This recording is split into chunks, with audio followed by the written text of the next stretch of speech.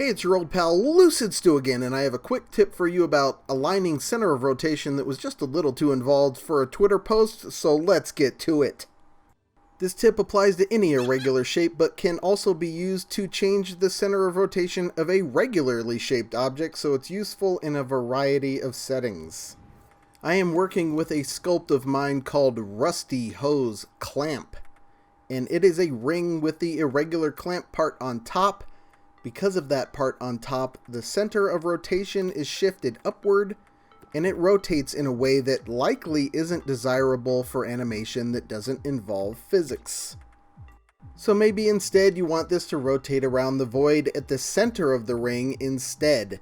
This poses a challenge, first of all because there is nothing to grab there. But that aside, how do we change the center of rotation? This is one easy way. The first thing we need to do is get the ring centered on the origin as close as possible. I'm going to use Precise Move.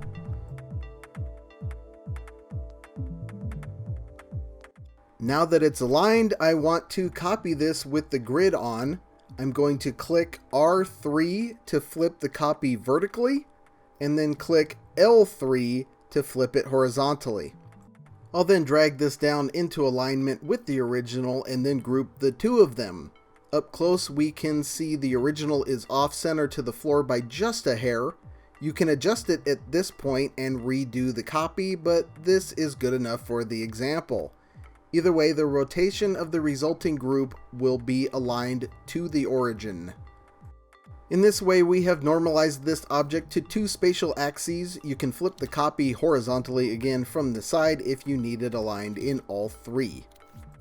When we put a rotator on the newly formed group, we see that the center of rotation is at the origin, just like we wanted. And when we activate the rotation, it is rotating about the ring without regard to the clamp part, just like we wanted.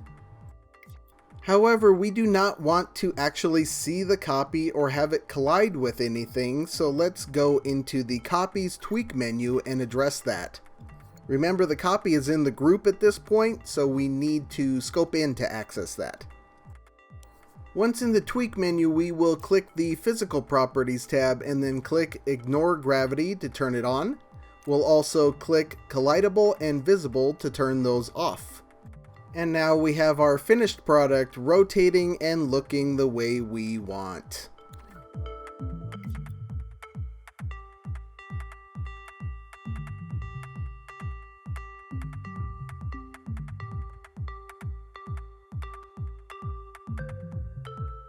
Now let's say you have a trickier shape and figuring out the center of everything with the floor is not so easy. There is a way to alter your copy that allows you to make adjustments to the center of rotation. You can also just move the copy around in the group, but this way is a little easier for very precise micro adjustments when you need to get that rotation perfect. The way we had it, the center of rotation was exactly at the origin, so we will be able to clearly see any adjustments we make. The idea is very simple. We will go into the copy in sculpt mode and we will add an edit. For the precision I was talking about, do this on grid and then make super fine adjustments at 1/32 grid size. So I put a big old sphere in there, and when we check the center of rotation of the group, it's moved down relatively far, so you don't need to add much to the copy to have an effect.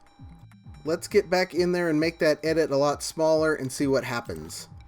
By the way, we've made a unique sculpt, so to lower the cost when you're done with this, you want to lower the sculpture detail really far, since it's going to be invisible anyway. Now we have a small lump on the bottom, and when we check center of rotation again, it is just a tiny bit below the floor. And of course you can make that edit even smaller and move it even closer to the center of rotation of the group for even finer adjustments if need be. This is an especially useful tool for things like tires and wheels grouped up that need rotation of the group to be super precise. So in this video we took a look at how to get the center of rotation the way you want it.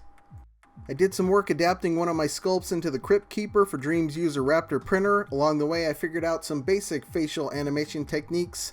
I'm going to show you that in my next video. However, that's all for now. Until next time, I'll see you in the Dreamiverse.